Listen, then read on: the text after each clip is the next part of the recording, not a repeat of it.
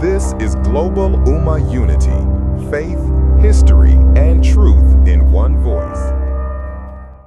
What if everything you thought you knew about science and progress was only half the story? What if the foundations of the modern world were not built in Europe, but in the heart of the Muslim world? This is the story of the Golden Age of Islam, a time when Muslims didn't just follow knowledge, they led it. From the 8th to the 14th century, while much of Europe was in darkness, the Islamic world was shining with light.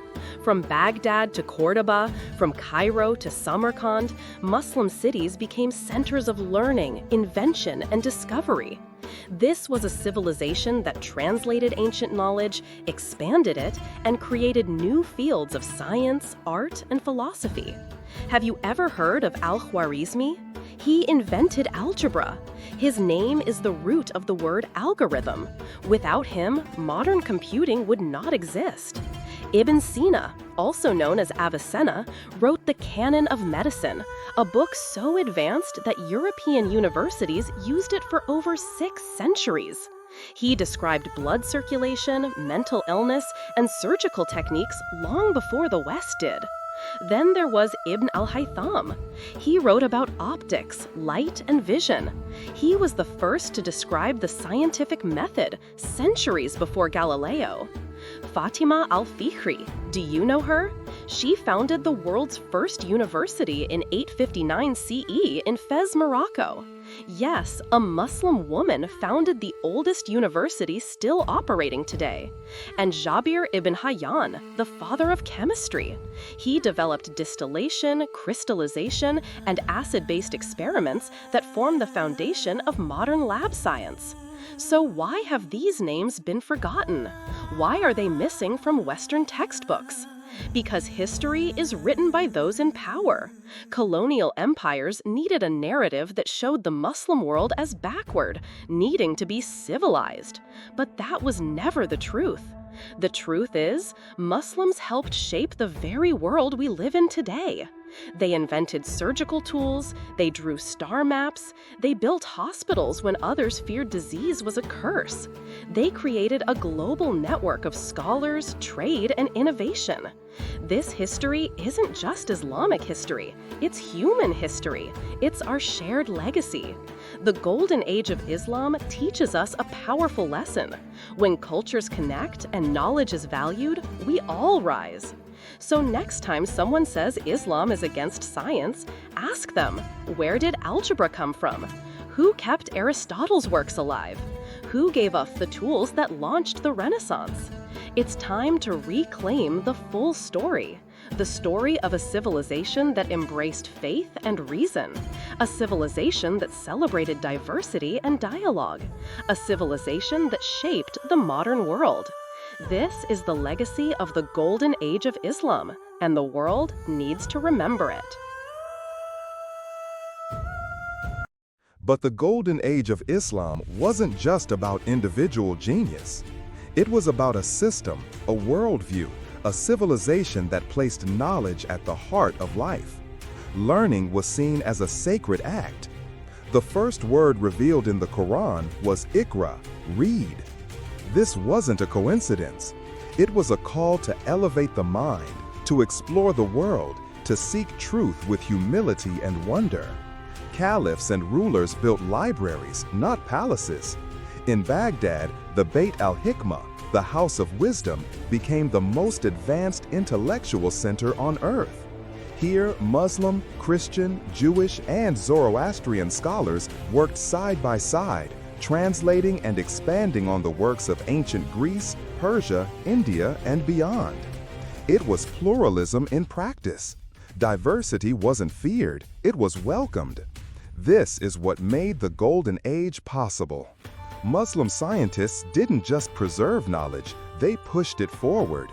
They invented surgical tools still in use today. They developed astronomical models with accuracy that stunned later European scientists.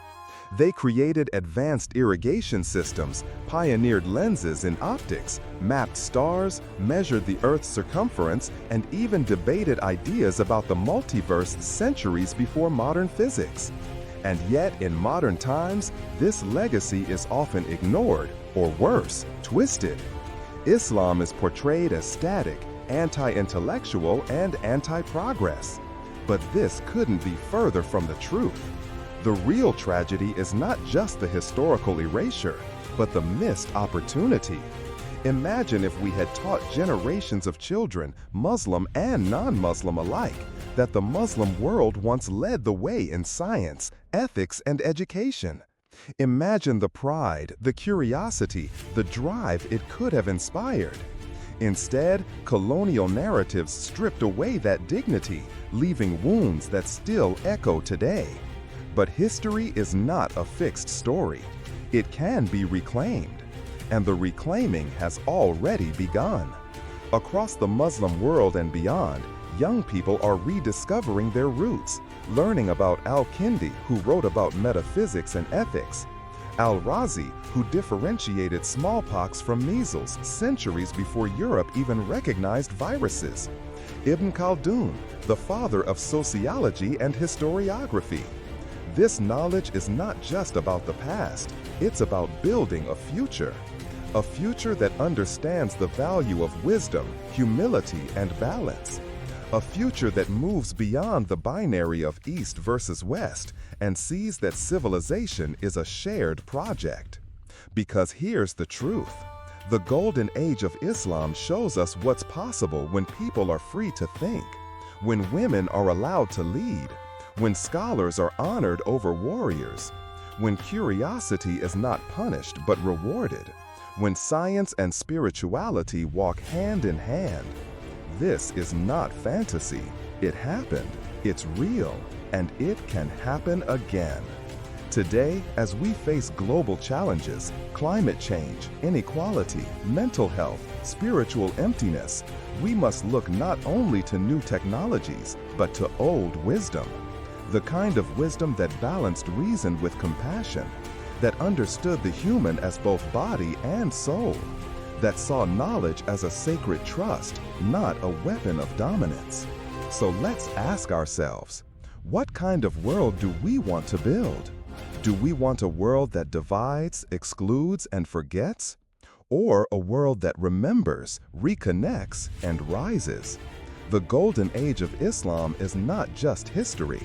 It's a mirror. It shows us who we were, who we are, and who we could become again. We don't need to go backward. We need to go forward, inspired by the light of the past. The West does not need to fear the truth. The truth is not a threat. It is a bridge. And when we walk across it together, we don't lose power. We gain wisdom. So yes, the golden age of Islam shaped the modern world. But its most powerful gift? It reminds us that greatness comes not from conquering others, but from conquering ignorance. And that is a message the whole world needs today.